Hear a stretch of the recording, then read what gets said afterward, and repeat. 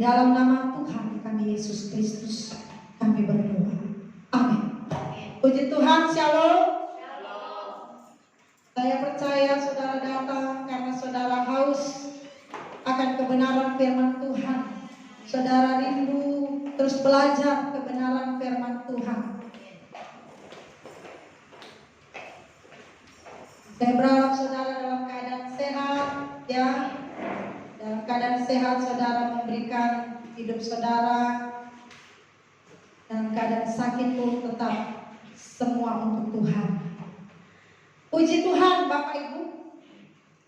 Kita harus terus belajar kebenaran firman Tuhan sehingga kita tahu apa sebenarnya yang Tuhan kehendaki dalam kehidupan ini.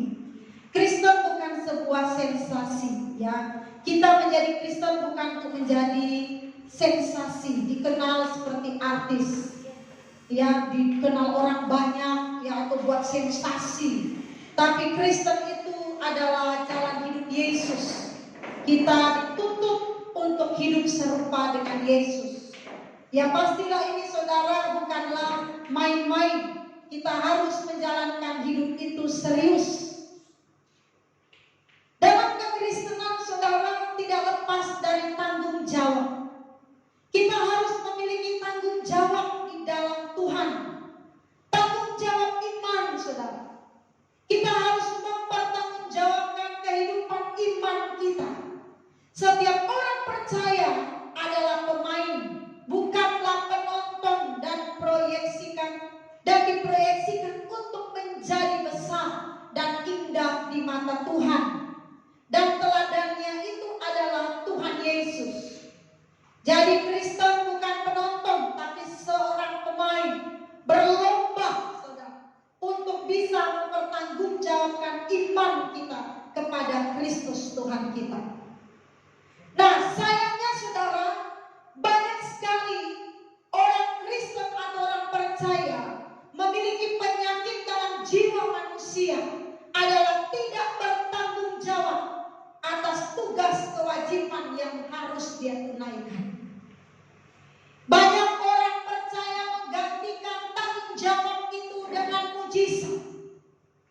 Mereka mau mengalami hidup yang instan, tidak ingin mengenakan kehidupan Yesus, mau masuk surga, tapi mau hidup nyaman dan enak, ya. Mau masuk surga, tapi tidak mau diubahkan. Mau masuk surga, tapi tidak mau bertobat. Ini penyakit kekristenan, betul? Penyakit kekristenan.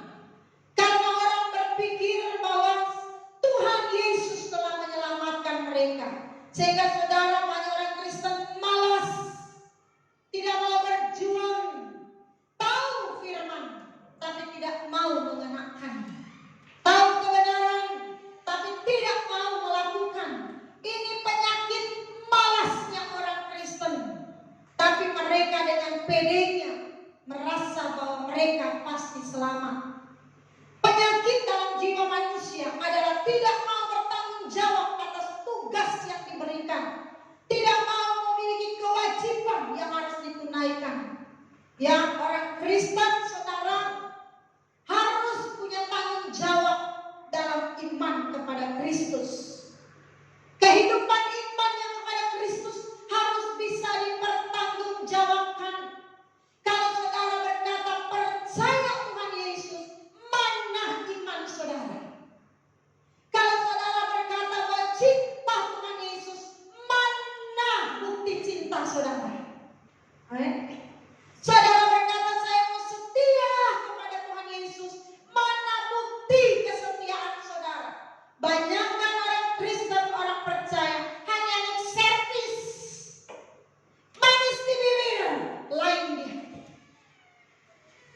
Sehingga ada yang bilang dunia ini panggung sandiwara.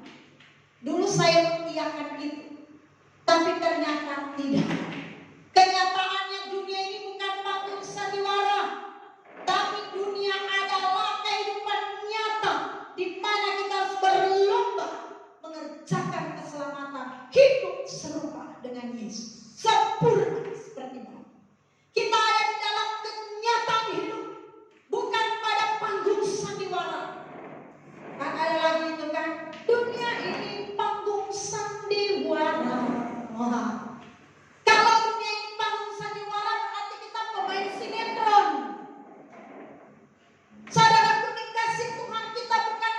sinetron. Kita sedang berlomba untuk mempertanggungjawabkan iman kita kepada Kristus. Hidup atau mati itu pilihan. Kalau saudara percaya Tuhan Yesus, berarti saudara berani mempertaruhkan segenap hidup saudara, segenap hidup nyawa saudara untuk Kristus. Kristen saudara tidak boleh berada pada zona nyaman. Kalau saudara berada pada zona nyaman, saudara akan terkejut ketika kematian menjemput saudara. Terkejut apakah saudara berada di tempat di mana Bapa berada. Saudara dikasih Tuhan, orang bisa bertanggung jawab dalam banyak hal. Tetapi untuk kehidupan imannya sering tidak merasa perlu memiliki tanggung jawab. Bapak-bapak bekerja penuh tanggung jawab dalam pekerjaan. Takut nggak masuk sehari. Walaupun sakit dipaksakan, walaupun gak ada kendaraan diusahakan, ya, wah sakit sudah tidak bisa bekerja harus, karena itu tanggung jawab. Coba saudara lihat keadaan sekarang, dunia sekarang terjadi perubahan, orang merasa terganggu, terusik kenyamanannya, demo, tuh, belum tahu pasti. Belum mempelajari pasti apa yang diputuskan oleh pemerintah. Intinya orang hanya takut kehilangan kenyamanan hidup. Takut terusik, saudara. Takut masuk dalam persaingan yang baru. Perlombaan. Jangan berani mengusik kenyamanan seseorang. Pasti saudara akan berhadapan dengannya. Karena manusia ini nyaman. Oh, berani saudara usik kenyamanan. Sampai saudara ada prinsip hidup orang yang saya pernah dengar, saya tidak pernah ganggu kamu, kamu jangan ganggu saya. Saya tidak pernah minta makan sama kamu, jangan kamu susahkan saya. Ini prinsip orang yang pada zaman sekarang. Saya pernah layani seorang yang cuek hidupnya, seorang anak pemuda yang sangat cuek, tidak peduli dengan kesusahan orang lain, tidak peduli dengan apapun, tapi dia setia ke gereja. Saya panggil dan saya tegur. Dia jawab begini, Bu Gembala, dia bilang, prinsip hidup saya yang penting saya tidak menyusahkan orang. Orang tidak boleh menyusahkan saya. Saya bilang, kalau kamu punya prinsip begitu, kamu gak punya kasih. Kalau kamu mau orang tidak ganggu, iya, saya tidak mau direpotkan, makanya saya tidak pernah merepotkan orang. Dia semapan secara pekerjaan. Dia punya uang, pekerjaannya bagus. Dia tidak mau direpotkan, makanya dia tidak mau merepotkan orang. Saya bilang itu tidak boleh. Kalau kamu punya prinsip begitu, kamu tidak serupa dengan Yesus. Kamu tinggal di hutan saja. Tidak ada orang yang merepotkan kamu. Tapi dengan kerendahan hati, dia menerima nasihat itu dan dia berubah. Dia menjadi orang yang sangat peduli dengan orang lain. Rata-rata saudara, kalau kita lihat keadaan sekarang, ya iya, kenapa orang demo menuntut hak mereka? Tapi kan itu bertanggung jawab. Takut kehilangan kenyamanan hidup saudara. Tapi nyatanya sekarang saudara mau terima atau tidak, dunia sekarang lagi dalam persaingan yang ketat. Anak-anak kita ini saudara jangan dididik manja. Bahaya. Orang yang punya skill saja bisa out. Orang yang saudara punya kemampuan saja bisa kalah. Sekarang ini dunia masuk dalam persaingan yang ketat. Kalau kita gak belajar, bisa saja orang luar yang akan menguasai. Kita harus belajar. Kita harus belajar.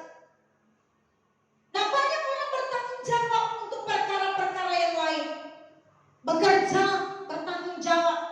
Tapi mereka berpikir bahwa iman itu tidak perlu pertanggungjawaban. Saudaraku dikasih Tuhan, ketika saudara beriman kepada Tuhan Yesus, maka imanmu harus bisa dipertanggungjawabkan.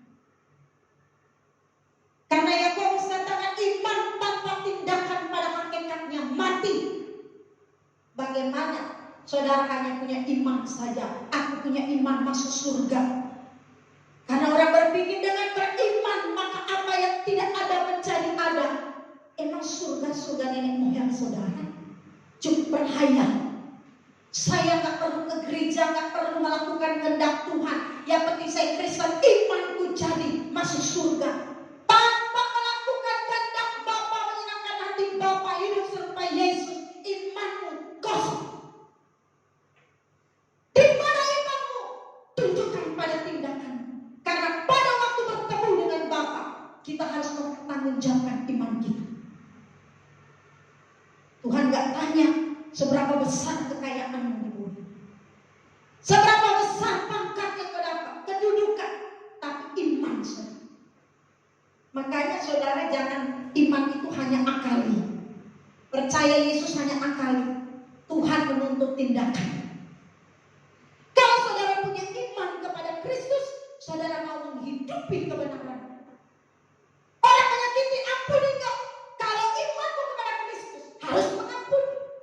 Itu adalah iman yang benar. Bapak Ibu kasih Tuhan, kita baca dalam Matius 16 ayat 26. Firman yang berulang-ulang terus diingatkan kepada kita. Tuhan Yesus maksudkan ini saudara dalam Matius 16 ayat 26.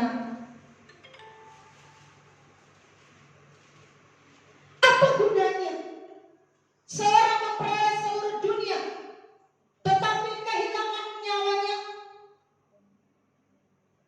Banyak orang berhasil dalam aspek kehidupan, tapi sayang mereka gagal dalam kehidupan imannya. Artinya mereka kehilangan nyawa mereka. Mereka memperoleh kesuksesan, mereka berhasil dalam seluruh aspek kehidupan, tapi mereka kehilangan nyawa. Kalau kita melihat siapa orang-orang sukses dalam hidupnya secara umum, Bapak Ibu biasanya mereka adalah orang-orang yang hidupnya bertanggung jawab. Nah kalau mereka bertanggung jawab dalam hidupnya, imannya, maka pastilah tindakannya itu sesuai. Contohnya, anak-anak kita, mereka bersekolah, mereka rajin belajar, mereka rajin sekolah, mereka giat bekerja. Ya, anak-anak begini saudara pasti sukses. Betul? Kalau mereka rajin belajar, mereka sekolah dan rajin ke sekolah, pasti mereka memperoleh keberhasilan. Ada satu nilai tanggung jawab di dalamnya. Mereka giat bekerja, berkarir dengan segenap hati, dan memaksimalkan semua potensi dari sebuah kesuksesan. Tapi saudara jangan pernah lupa, perhatikan iman saudara secara benar. Sehingga apa saudara kasih Tuhan, kita bisa memperoleh kesuksesan, kita juga bisa mempertanggungjawabkan iman kita. Seseorang yang bertanggung jawab dalam kehidupan imannya pasti bertanggung jawab dalam kehidupan umumnya. Latihan, ya. Di gereja cuma saudara terima teori, tapi di luar saudara latihan. Ya, di luar latihan. Apa itu tanggung jawab iman? Apa itu pertanggungjawaban iman? Artinya seseorang dapat menyaksikan kepada dunia sekitarnya bahwa dirinya anak Allah. Pertanggungjawaban iman artinya seseorang dapat menyaksikan kepada dunia sekitarnya bahwa dirinya anak Allah, bukan untuk show. Yang pakai salib besar-besar supaya show dilihat orang saya Kristen, bukan saudara. Tetapi mempertanggungjawabkan iman, orang bisa menyaksikan bahwa saudara anak Allah. Bukan show, tetapi kehidupan iman yang benar akan menjadi kesaksian di tengah dunia yang gelap ini. Orang-orang Kristen, anak-anak Allah, mereka akan dapat mempertanggungjawabkan iman mereka kepada Kristus ketika hidupnya menjadi berkat bagi orang lain. Saudara sudah jadi berkat bagi orang lain?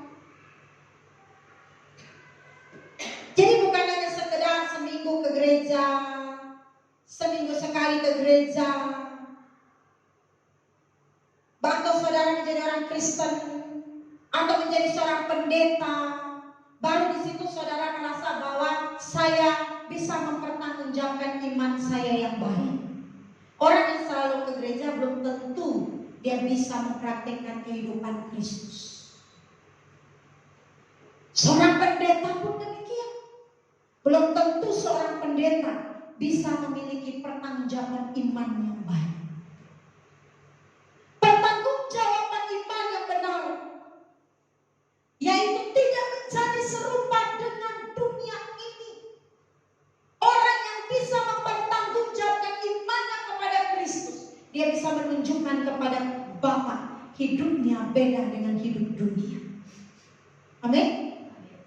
Paulus bersaksi, saudara, di dalam 1 Korintus 9 ayat 26.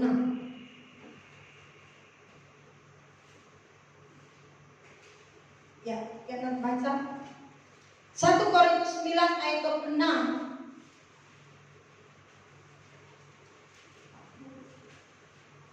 Korintus 9 ayat 26, demikian firman Tuhan. Sebab itu aku tidak berlari tanpa tujuan, dan aku bukan petinju yang sembarangan saja memukul. Paulus punya kesaksian hidup bahwa ia tidak berlari tanpa tujuan. Dan bahkan kata Paulus, aku bukan petinju yang sembarangan saja memukul. Oh, berarti itu perlu latihan, betul? Seorang petinju asal-asal langsung lomba atau perlu latihan? Latihan. Bahkan dia mesti ada itu alat itu ya, tinju. Supaya apa? Dia tidak sembarang meninju. Nah, kalau orang yang sembarangan ninju itu, saudara, orang stres, ya, nggak tahu apa yang ditinju. Biasa itu ada gangguan. Sembarang. Dia pikir lawannya kiri kanan muka belakang, padahal nggak ada lawan. Itu begitu dia. Kayak orang bangun mimpi begitu, mimpi jahat. Tapi petinju yang benar itu yang Paulus katakan, aku bukan petinju sembarangan. Saya tidak sembarang meninju. Ya, jadi dia latih, berarti dia latihan. Otot-ototnya dilatih. Bahkan dia katakan bahwa saya berlari bukan tanpa tujuan. Berarti Paulus punya tujuan, fokus hidup. Wow. Makanya kenapa Paulus bisa memenangkan pertandingan iman? Karena ternyata Paulus punya kesaksian, dia bukan pelari yang sembarangan, berlari tanpa tujuan. Dia berlari dengan tujuan hidup kekalnya. Dia bermeninju bukan sembarangan meninju. Seperti seorang atlet maraton, saudara, ia berusaha lari sedemikian rupa. Inilah yang dimaksudkan pertanggungjawaban iman. Orang yang hidup beriman kepada Tuhan Yesus Kristus harus memiliki cara hidup yang berbeda dengan mereka yang tidak beriman kepada Tuhan Yesus. Kalau saudara punya hidup sama, berarti saudara tidak punya iman yang benar. Orang dunia melakukan hal yang tidak benar, baru anak Tuhan juga melakukan hal yang sama. Ini tidak bisa mempertanggungjawabkan iman. Orang yang hidup beriman kepada Tuhan Yesus Kristus memiliki gaya hidup yang berbeda. Amin. Karena itu saudara, dalam kekristenan perlu latihan. Latihan sebagai warga kerajaan. Pertanggungjawaban iman sebenarnya sama dengan berlatih hidup sebagai warga kerajaan surga. Ini tidak hanya cukup ditandai dengan rajin ke gereja, menjadi orang baik-baik di mata manusia lain. Orang baik belum tentu benar. Oke? Ya. Orang benar pasti baik, tapi orang baik belum tentu benar. Jadi saudaraku dikasih Tuhan, jangan sembarangan. Jangan sembarangan menjalani kehidupan kekristenan. Perhatikan perintah Tuhan. Perhatikan hukum Tuhan. Perhatikan kebenaran Tuhan. Agar supaya saudara bisa bedakan ini dari Tuhan atau ini bukan dari Tuhan. Pertanggungjawaban iman saudara bicara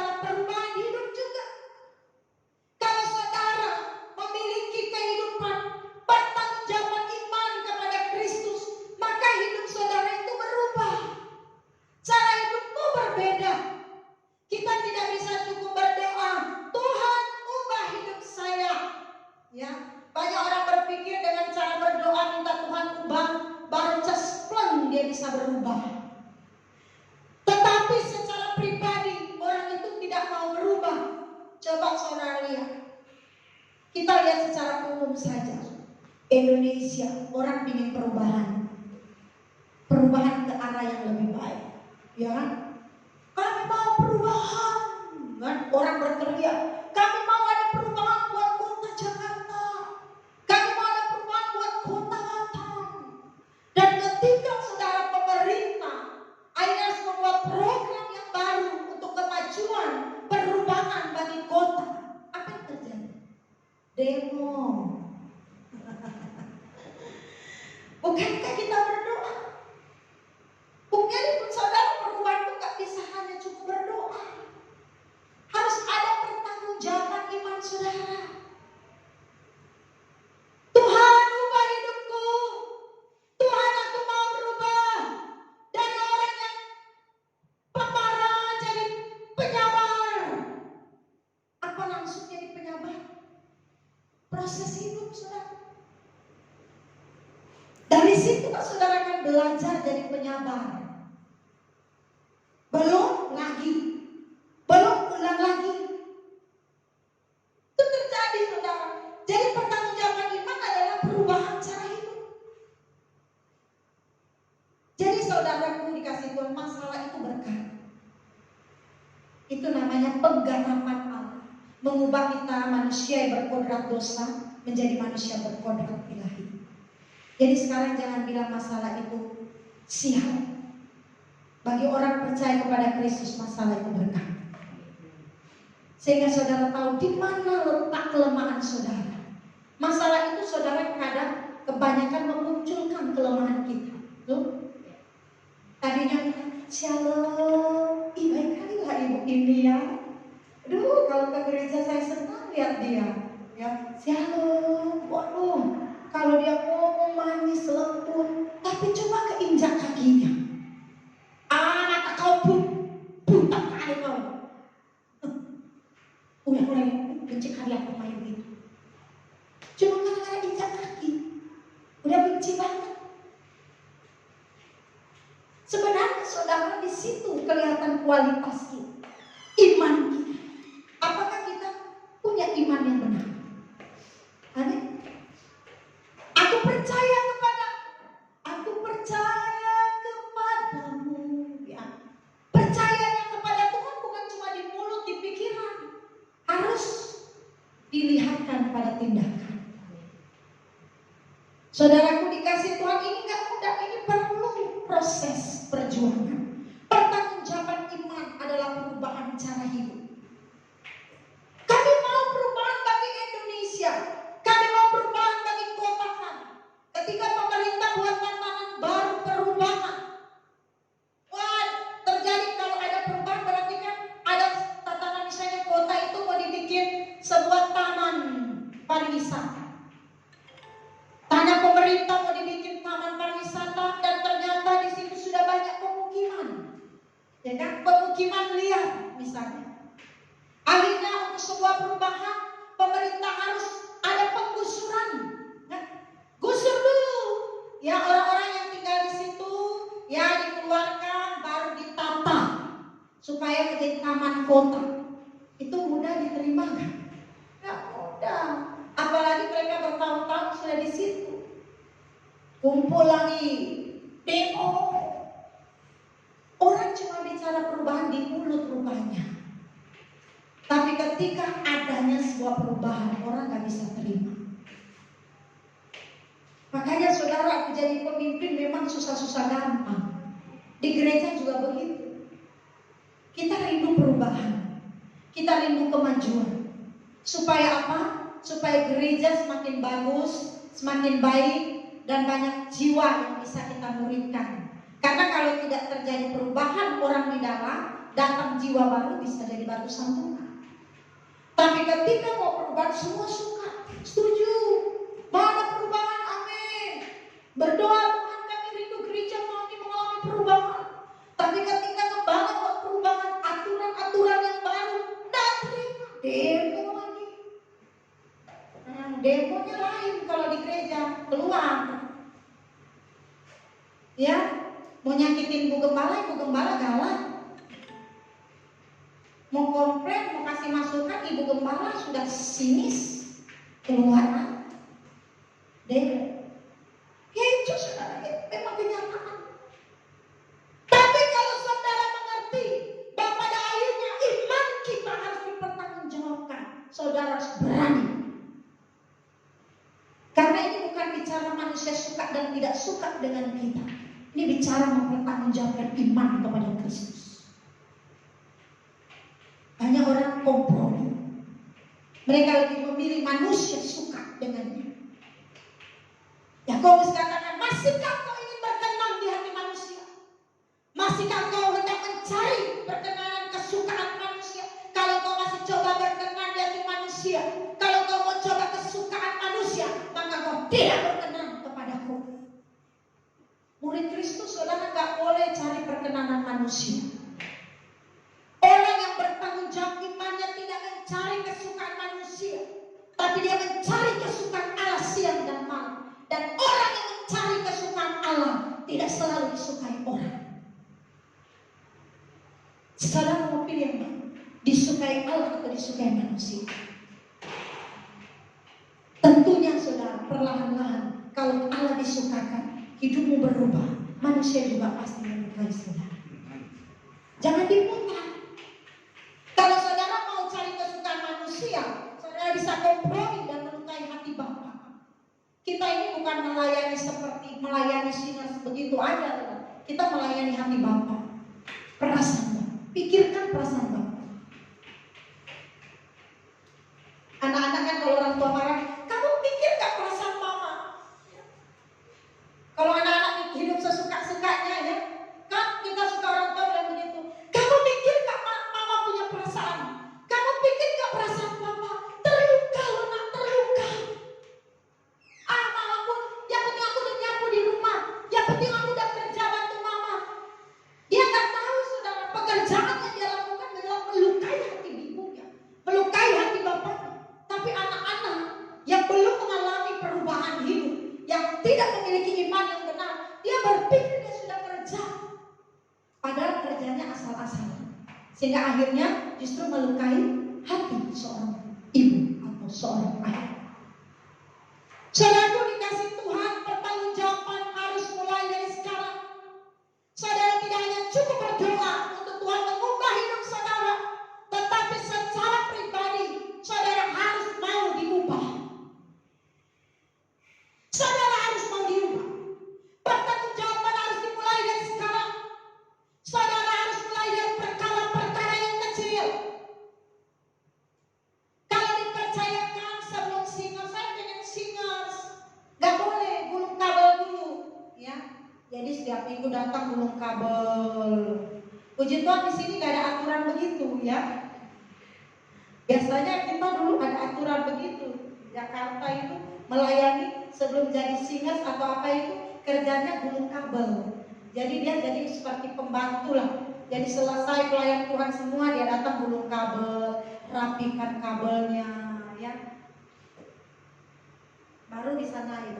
Nah kalau menjadi pengurus gereja atau menjadi pelayan Tuhan singers harus mulai dari sekolah minggu. Jadi di gereja ini banyak kemurahan sebenarnya. Jadi kesempatan itu jangan dibilang murahan, amin.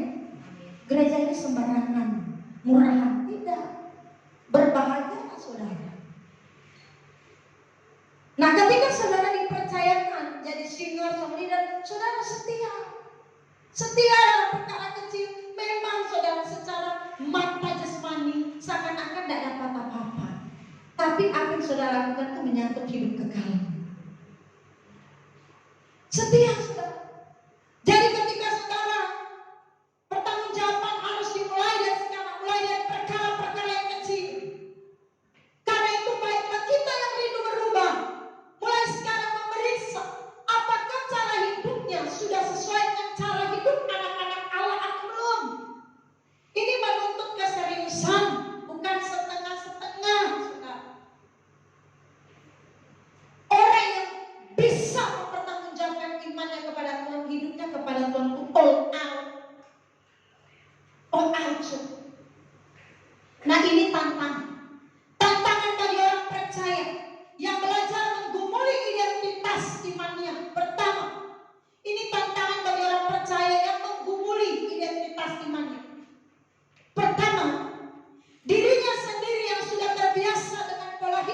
salah telah terekam dengan gaya hidup nenek moyang yang telah diwarisi.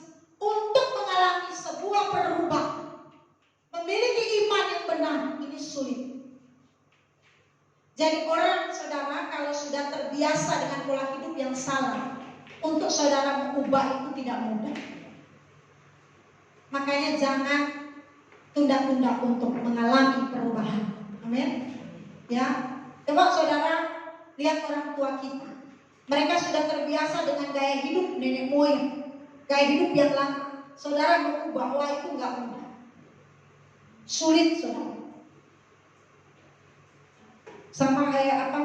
Kalau kita, apalagi kalau gaya hidup orang tua kita ya, orang tua kita yang sudah tua-tua, mereka kan percaya sekali dengan mitos-mitos ya. Jangan begini, jangan begitu. Nah, saudara mengubah itu tak gampang. Mereka yang sudah berakar dalam kehidupan yang salah, memiliki kehidupan nenek moyang, itu tidak mudah untuk mengalami perubahan, mengalami iman yang benar. Pengaruh dunia. Yang kedua, tantangan bagi orang percaya yang belajar menggumuli identitas imannya. Kedua, pengaruh dunia yang jahat dengan kekuatan kuasa kegelapan. Sikap hati dan pola pikirnya berbeda sekali. Jadi orang dunia yang jahat, pengaruh dunia yang jahat dengan kekuatan kuasa kegelapan untuk memiliki identitas iman yang benar, ini juga sulit. Sebab sikap hati dan pola pikirnya sangat berbeda. Bagi anak-anak Allah, saudara, yang mengalami ini, mengalami betapa beratnya pergumulan menjadi anak-anak Allah. Saudara merasa berat menjadi anak-anak Allah? Berat. Saya merasakan berat, saudara. Mengalami pergumulan iman yang benar untuk menjadi anak Allah. Itu berat, saudara. Beratnya adalah, saudara, karena harus mengubah sikap hati dan pola berpikir. Itu berat, saudara. Mengubah sikap hati dan pola pikir kita itu berat. Karena kita harus hidup seperti Yesus. Itu tidak mudah. Hidup seperti Yesus di tengah-tengah dunia yang sangat berbeda. Ini akan terus mengalami pertempuran. Tapi kalau seseorang, bagi orang yang mau berjuang, mereka akan sangat mudah diajar di dalam roh, dalam pimpinan Roh Kudus. Saudara bisa cek hidup saudara. Kalau saudara adalah orang yang mau berjuang, maka saudara akan mudah diajar. Jadi kalau saudara ketemu dengan orang-orang yang sulit diajar, orang itu tidak mau berjuang. Dia lebih memilih yang aman. Tapi orang-orang yang mau berjuang, ketika saudara berbicara kebenaran, dia akan mudah menerima. Tapi kalau seseorang tidak bersedia meninggalkan cara berpikir yang lama atau metanoia, dosa, maka tidak pernah diselamatkan. Orang-orang ini dapat digambarkan sama dengan istri Lot. Istri Lot tidak bisa diselamatkan karena ia tidak mau menanggalkan cara berpikirnya yang lama. Dia mau dibawa keluar dari cara berpikir yang lama kepada cara berpikir yang baru. Tapi dia nggak rela. Dia nggak rela. Karena otomatis orang kalau mau di proses yang baru, dia harus melepaskan semua. Melepaskan semua. Apa lagi ya? Kemuliaan yang dari Bapa. Yesus rela melepaskan semua. Rela kehilangan kemuliaan. Dan dia datang ke dunia menjadi manusia. Meninggalkan kenyamanan. Nah, istri Lot ini, saudara, nggak bisa. Sudah berusaha ditarik, dibawa keluar dari gaya hidup yang lama, dibawa kepada gaya hidup yang baru, tapi nggak rela. Dia kembali, saudara. Maka dia dikatakan tidak diselamatkan. Jadi Bapak Ibu dikasih Tuhan,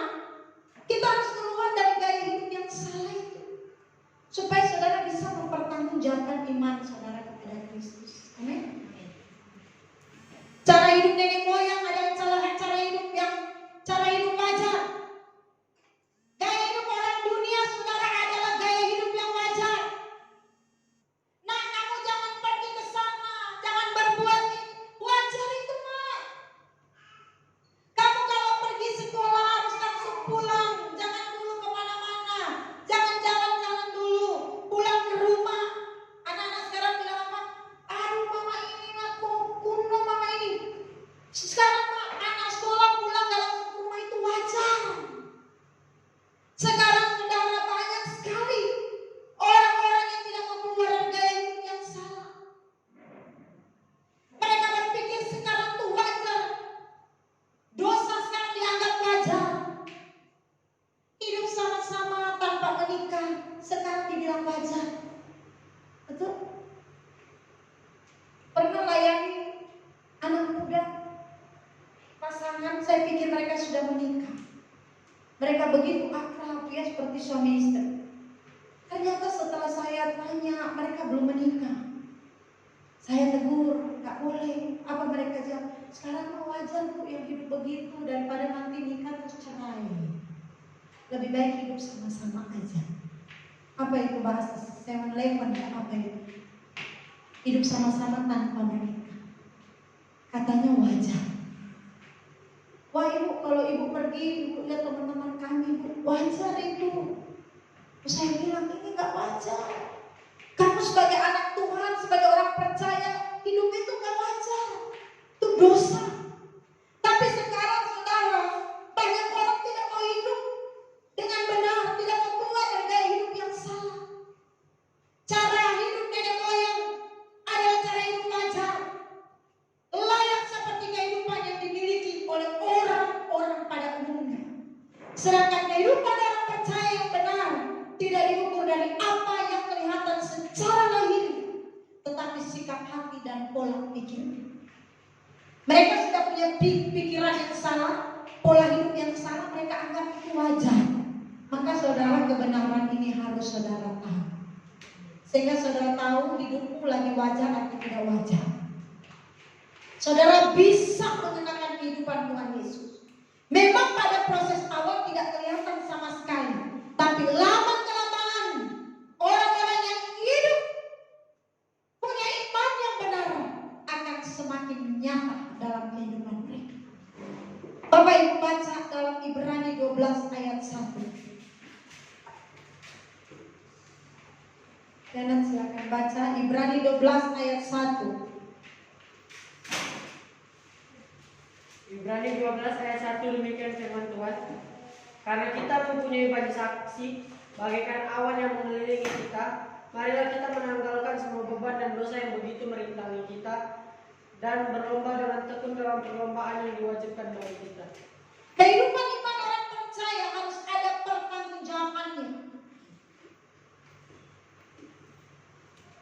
Karena kita mempunyai banyak saksi bagaikan awan yang mengelilingi kita, marilah kita menanggalkan semua beban dan dosa yang merintangi kita, dan berlomba dengan tekun dalam perlombaan yang diwajibkan bagi kita. Jadi saudara harus ada pertanggungjawaban iman saudara kepada Tuhan. Amin. Kita hidup ini dikelilingi banyak saksi.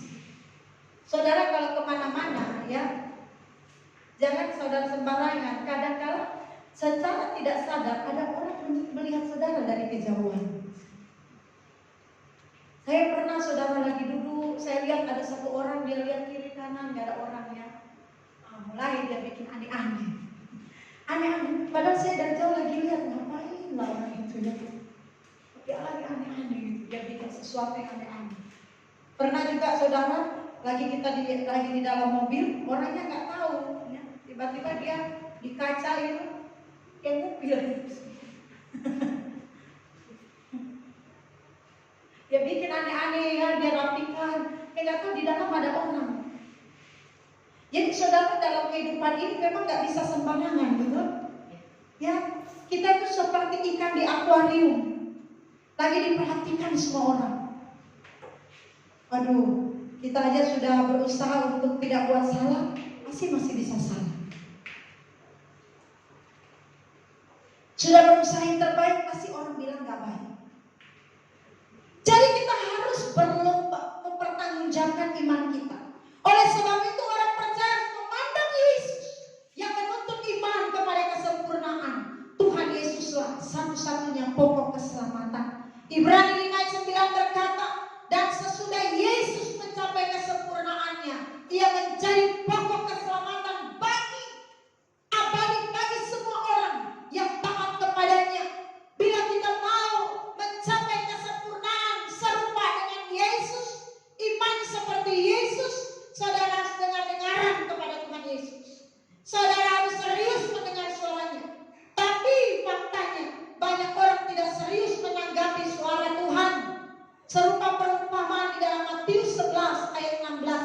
19. Perhatikan firman Tuhan di sana, perumpamaan yang diberikan oleh Tuhan Yesus. Matius 11 ayat 16 sampai 19. Dengan apakah akan kuumpamakan angkatan ini? Mereka itu seumpama anak-anak yang duduk di pasar dan berseru kepada teman-temannya, kami meniup seruling bagimu, tetapi kamu tidak menarik. Ini dengar perumpamaan ini. Kami meniup seruling bagimu, tetapi kamu tidak menarik. Kami menyanyikan kidung duka, tetapi kamu tidak berkabung. Karena Yohanes datang, ia tidak makan dan tidak minum, dan mereka berkata, ia kerasukan setan. Kemudian Anak Manusia datang, ia makan dan minum, dan mereka berkata, lihatlah, ia seorang pelahap dan peminum, sahabat pemungut cukai dan orang berdosa. Tetapi hikmat Allah dibenarkan oleh perbuatannya. Sebab salah ya, Yohanes datang tidak makan tidak minum, dikatakan apa? Kerasukan setan. Setelah datang Anak Manusia, Tuhan Yesus, ia makan dan minum, mereka berkata ia seorang pelahap dan peminum. Nah, saudara dikasih Tuhan, kalau saudara mau mencapai kesempurnaan iman seperti Yesus, saudara harus dengar, harus mendengarkan baik-baik suaranya Tuhan. Tapi banyakkan kita itu suka dongeng, ya, suka cerita dongeng. Kalau saudara mau memiliki iman seperti Yesus, saudara harus serius menanggapi suaranya. Seperti perumpamaan tadi, saudara. Contoh saudara, menjadi murid di sekolah harus bangun pagi-pagi, pergi ke sekolah, belajar sungguh-sungguh, dan tidak menyia-nyiakan pengorbanan orang tua yang berjadi lelah membiayai sekolah anaknya. Orang tua melakukan segala usaha demi kebaikan anak itu sendiri, bukan demi keuntungan mereka. Dan kalau sebagai anak tidak mau mengerti, maka anak ini menjerumuskan dirinya kepada kehancuran. Tuhan Yesus di kayu salib menebus kita dari cara hidup yang salah. Tapi kita harus meresponi dengan sungguh-sungguh, dengan bertanggung jawab iman yang benar sebagai anak-anak Allah. Bukan hanya sekedar merayakan kebaikannya, berkat-berkatnya yang disediakannya, merayakan pemeliharaannya, merayakan kuasanya, tapi saudara harus sungguh-sungguh mempertanggungjawabkan iman saudara kepada Tuhan. Bukan merayakan saja, saudara. Banyak orang kan kalau ada berkat Tuhan dirayakan, ya. Rayakan, Yesus rayakan. Mereka berpikir dengan mereka nyanyi, ya, mereka melakukan ucapan syukur, hanya sekedar berkat kuasa dan pemeliharaan Tuhan. Tetapi saudara, mereka tidak mempertanggungjawabkan iman yang benar. Yang Tuhan mau pertanggungjawabkan iman yang benar. Saudara menyebut anak Allah, mana pertanggungjawaban iman saudara? Mana hidup saudara? Nanti kita ketemu Bapak itu yang dibawa, pertanggungjawaban iman. Sebagai anak-anak Allah, apa yang kau buat? Apa yang telah kamu lakukan di dunia? Telah banyak yang Tuhan lakukan untuk mengubah orang-orang Kristen, tapi sayang mereka meresponi dengan cara yang tidak benar, menanggapi dengan sembarangan, asal-asalan mengerjakan keselamatan yang Bapa berikan. Hari-harinya dilewati dengan mengerjakan hal-hal yang tidak berhubungan dengan kekekalan. Banyak sekali orang Kristen masa bodoh, tidak mau belajar kebenarannya. Mereka hanya cukup tahu Allah itu baik, tapi mereka tidak mau meresponi dengan benar karya keselamatan itu. Orang yang menerima keselamatan dari Tuhan Yesus secara cuma-cuma, saudara ingat ada pertanggungjawaban iman kepada Kristus sebagai anak Allah. Apa yang telah saudara praktekkan dalam hidup saudara? Jangan cuma teori, saudara. Saudara boleh tahu ini semua dari Kejadian sampai Wahyu, tapi kalau cuma pintar di otak, tak pernah saudara hidupi, percuma semuanya, saudara. Makanya kalau kita tanya orang tua kita yang dulu-dulu, ya, opa-opa kita, baca firman, kita mau nginjili mereka, kasih tahu kebenaran, apa mereka bilang? Sudah di luar kepala. Makanya berantakan.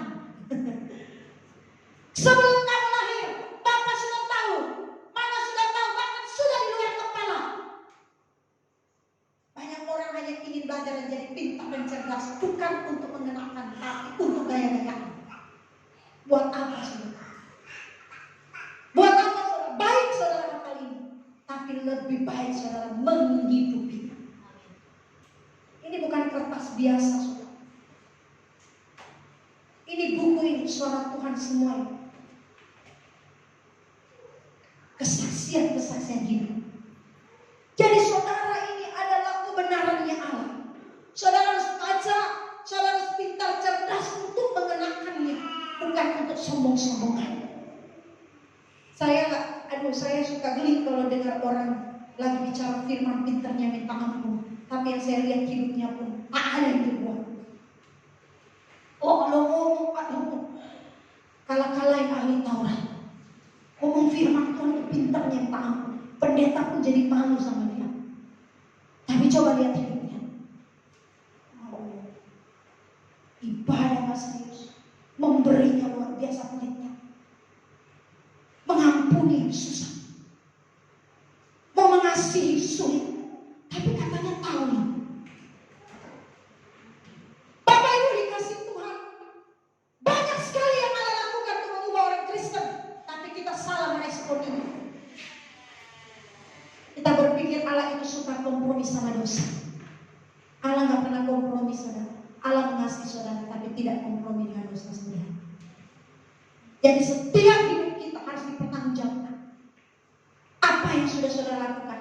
Percaya Yesus, mana tindakan saudara? Mengasihi Yesus, mana bukti saudara? Padaku ada iman, mana tindakan? Jangan sembarangan saudara. Aku bicara firman pintar tapi gak mau menunjukkan kehidupan serupa dengan Yesus. Hari-hari hidup saudara hanya mengerjakan hal-hal yang bodoh, yang tidak bersangkut paut dengan kekekalan. Banyak orang masa bodoh, tidak mau belajar kebenaran. Asal-asalan jadi Kristen. Saudara jadi Kristen harus rela kehilangan nyawa, rela kehilangan kenyamanan hidup, rela kehilangan harga diri, rela mengosongkan diri saudara, supaya saudara bisa memiliki gairah surga. Dalam Matius 11 ayat 16 sampai 19, tadi Tuhan Yesus mengatakan dalam sebuah perumpamaan, kami meniup seruling bagimu, tetapi kamu tidak menari-nari. Kami menyanyikan hidung luka, tetapi kamu tidak berkabung. Maksud pernyataan ini saudara, bahwa banyak orang yang tidak menanggapi panggilan Tuhan secara tepat. Cukup jadi Kristen, merasa puas jadi Kristen, bangga pakai salib, bangga pakai aksesoris kekristenan, tapi hidupnya selalu menjadi batu sandungan bagi orang lain. Ibu-ibu, saudara jadi berkat bagi suami saudara. Amin. Walaupun saudara suami enggak baik, itu pilihan kita. Saudara menikah, saudara pasti pilih dia karena saudara tahu dia yang terbaik. Jadi berkat buat dia.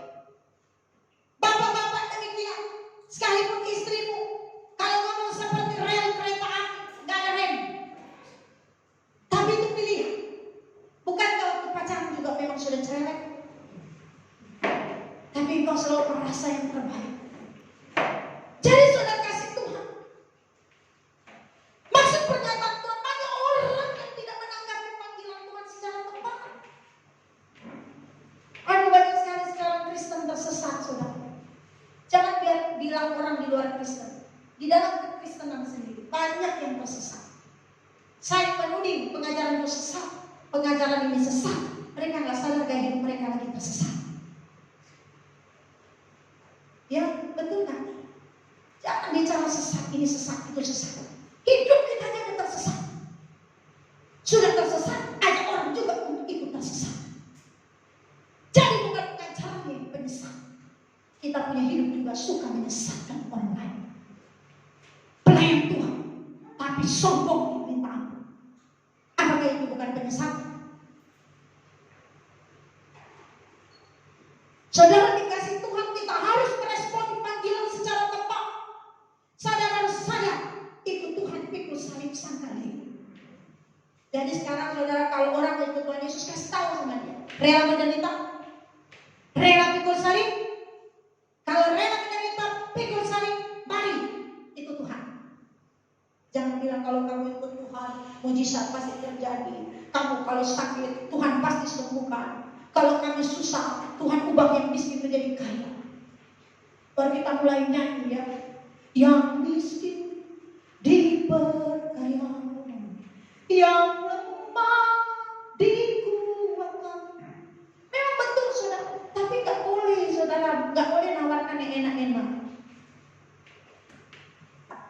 kasih tahu mereka ikut Tuhan itu jalan salib. Amin. Jalan salib. Jangan kasihan kalau saudara nawar-nawarin permen, datanya pas saudara dia ikut ternyata pahit, bukan manis. Harus berani menyatakan siapa Kristen. Kristen itu seperti apa? Sesungguhnya panggilan bertobat sama halnya dengan panggilan untuk berubah. Bukan hanya dari perbuatan yang salah, tetapi dari cara hidup yang salah. Menjadi Kristen, saudara harus mengubah cara berpikir saudara. Pola berpikir yang salah. Memiliki cara hidup serupa dengan Yesus. Yesus pribadi yang mengagumkan saudara. Harum pribadinya Tuhan Yesus. Apa yang dia ngomong, apa yang di pikirannya, apa yang di hatinya, sama dengan tindakannya. Yesus pribadi yang agung. Amin. Apa yang di pikirannya itu ada di hatinya. Hati dan pikirannya sama dengan yang diomonginnya. Dan apa yang diomonginnya sama dengan tindakannya. Integritas. Banyak orang Kristen saudara, pikirannya lain, beda dengan hatinya. Hatinya lain, beda dengan omongannya. Omongannya lain, beda dengan tindakannya. Betul kan? Pak, aku sayang sama Bapak. Ya benar, Mak. Iya. Sayang banget. Ya udahlah, bikin kopi dulu Bapak.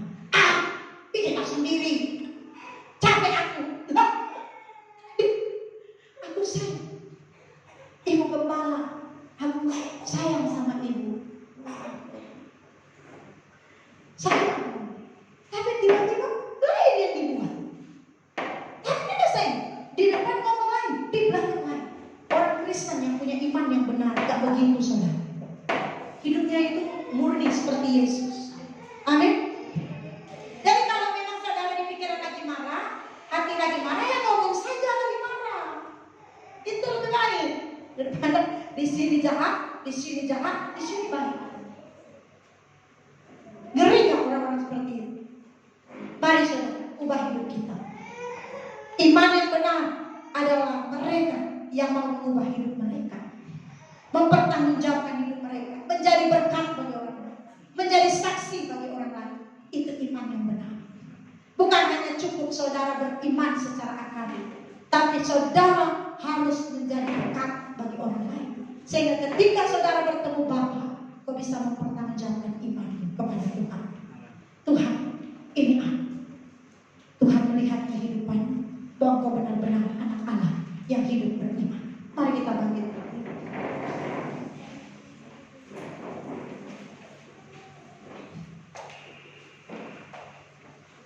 Kita semua pelayan Tuhan. Bukan cuma yang ada di mimbar ini, saudara. Pelayan Tuhan yaitu kita melayani perasaan Bapa. Karena itu dimanapun saudara jaga hati dan perasaan Bapa dengan gaya hidup, dengan iman yang bisa dipertanggungjawabkan. Tuhan perkenankan aku.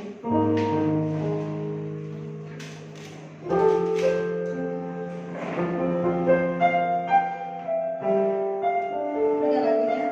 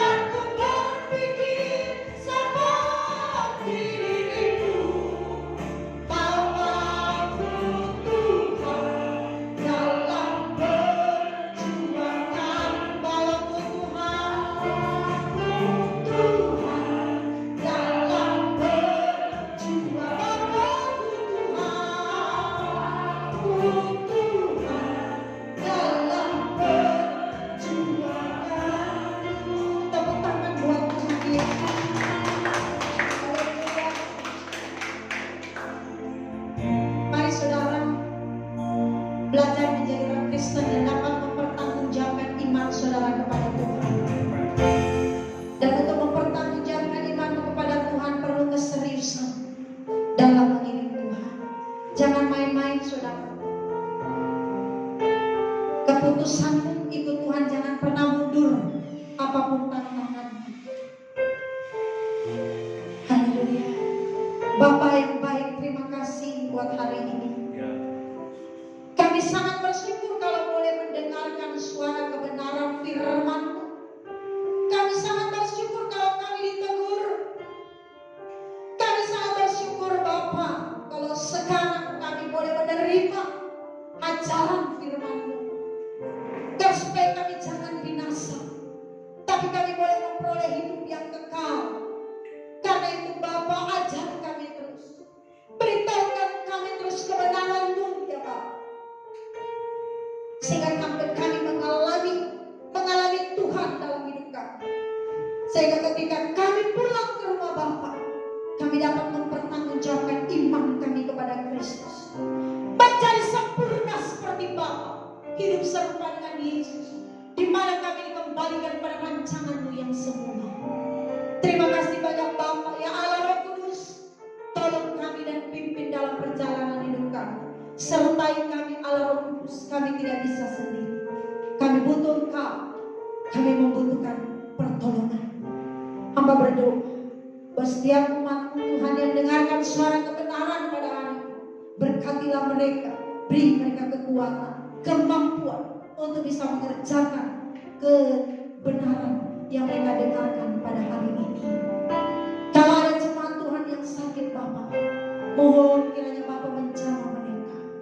Mereka boleh mengalami kesembuhan daripada-Mu ya Tuhan. Kalau ada mereka yang lemah, Bapak kuatkanlah iman mereka, bangkitkan semangat mereka. Roh Kudus, jamah mereka, sehingga mereka kembali bersemangat di dalam Tuhan.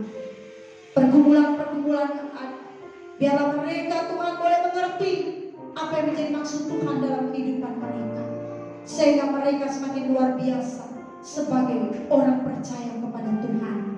Terima kasih buat kebenaran-Mu Bapak. Segala kemuliaan, hormat, pujian bagi-Mu.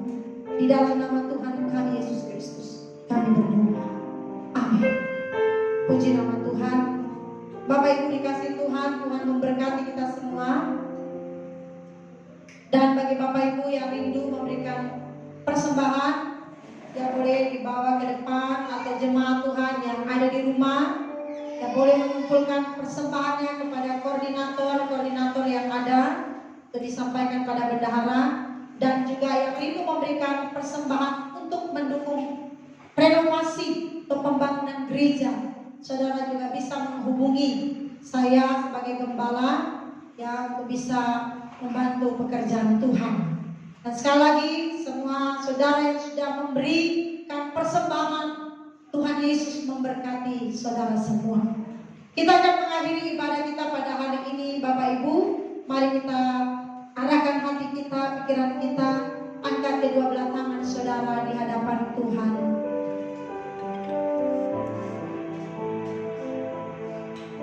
Anugerah dari Allah Bapa kita yang di surga, kasih karunia di dalam Tuhan kita Yesus Kristus, yang dikerjakan persekutuan Allah Roh Kudus, menyertai dan memberkati saudara sekalian hari ini sampai akhir hayat hidup saudara, bahkan sampai selama-lamanya. Tuhan